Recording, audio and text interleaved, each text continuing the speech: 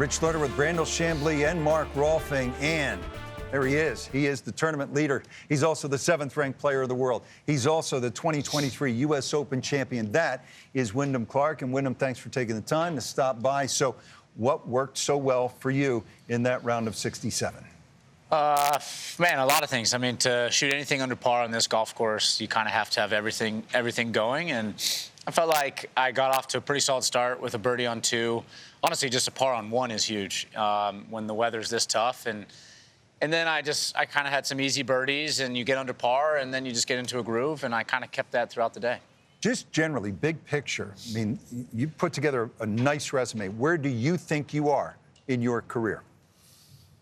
I'm right where I am. You know, I haven't... Good answer. Good answer. You know, I would love to be other places, but I'm right where I am, and I like where I am, and I'm trying to enjoy where I am. And it's been a nice run, and I'm hoping I can continue the success I've had. You say you're on your way, Wyndham, but do you feel like, in a sense, you've been a little underappreciated at all at this stage, given what you have accomplished?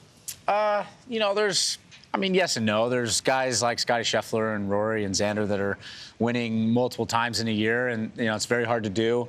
I'm just happy I'm in the mix sometimes, and I really think I can be one of those guys that's winning multiple times in a year. I just got to mature in certain parts of my game, and I think as I get more and more comfortable after each tournament, each year, I think I'm going to be there soon. You've played a fair bit of golf this year. Solid, but not great. Did you see this round coming? What clicked for you?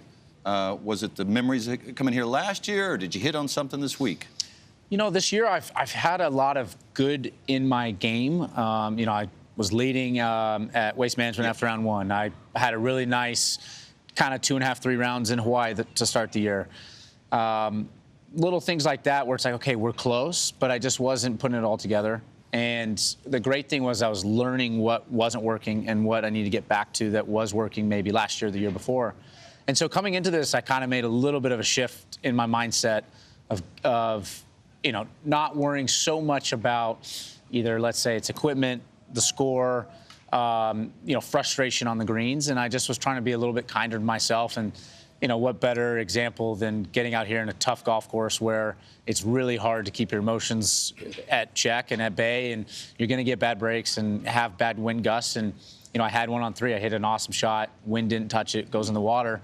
And I feel like 2 weeks ago I'd gotten really mad at myself. I brushed it off, made a bogey, and birdied the 5th hole and 5 and 6, and got myself back. I think you summed it up beautifully. A day like today is about gut checks. It's about those saves. You had 2 of the best saves I think I've seen since I've been sitting on this desk in 21 years at the U.S. Open. And I want to take you back to the U.S. Open, hear you talk us through these shots, and then bleed it into today, because you had some wonderful gut check moments today. U.S. Open, I know you love this shot. Left of the green on 11. I don't know that anybody gave you a lot of chance of getting this one up and down. Take us through it. Yeah, well, you know, in the practice rounds, you can't miss a left. Of course, I end up there, and it was matted down, tight Bermuda, and I grabbed the club, and I just said, I hit a couple practice shots. I felt the bounce perfectly, and I said, John, I got it. Such trust. And right as I hit it, it came off perfect. And left of 17 here. Yeah, you know, this one is a little more basic, but under the circumstances was tough. And I've always had a great short game, and, you know, I've always relied on that. And as these last couple of years, I've started hitting it better. So I relied on my short game, which has always helped me. Here you are at the 6th hole today. You made some nice saves early on, certainly at 1 out of the right bunker. Nice pitch shot here, though, at 6.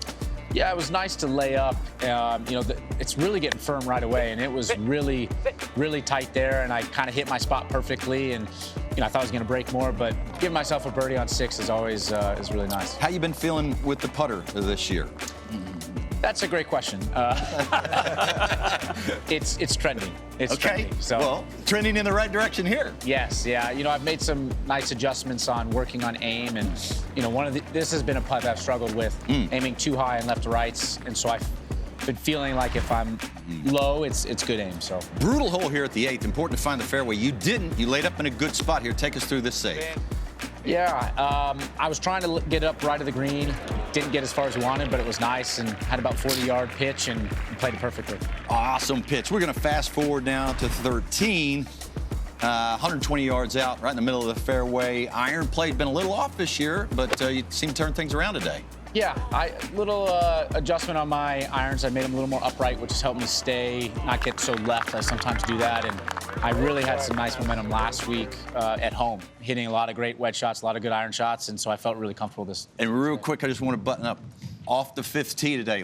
I never seen anybody play the fifth hole the way you played it today. Did you have that in mind when you got there? You drove it all the way past the green and were chipping back. I mean, did you know you were going to do that before you got there? Yes, I kind of. So, my caddy didn't caddy for me today. He was sick. And so I had a guy sub in, and my caddy said, hey, it's down on 5. And just so you know, we can hit driver. If you get it up left of the green, it's a good spot. So coming into that hole, we had the wind that we wanted.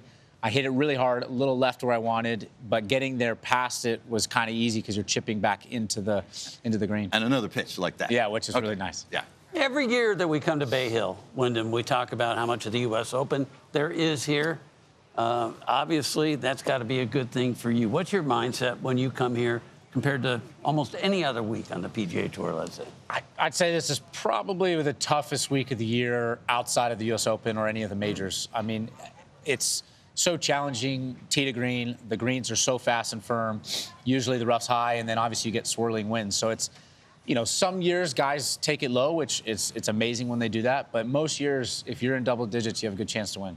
Part of your story and the success you've had is the work you've done with performance coach, sports psychologist Julie Elion.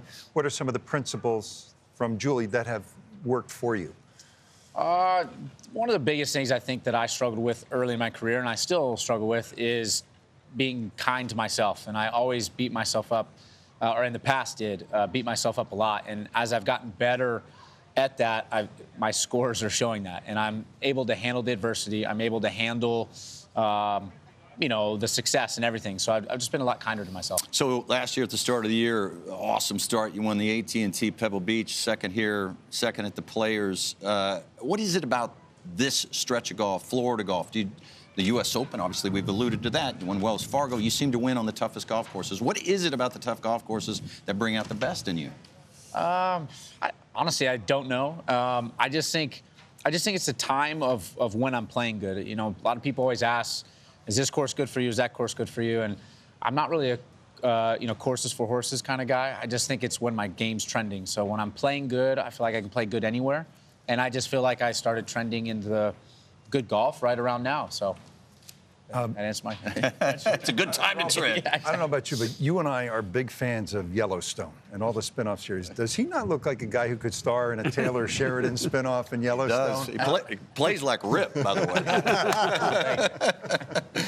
way. We appreciate your time. Thanks for stopping up. And great playing today. Keep it going. Awesome. Thanks, guys. Thanks, All right, Wyndham. that is Wyndham Clark, 67 to open here at the Arnold Palmer Invitational, presented by MasterCard.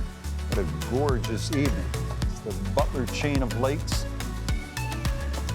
the heart of Central Florida. So there's the U.S. Open champion with 67.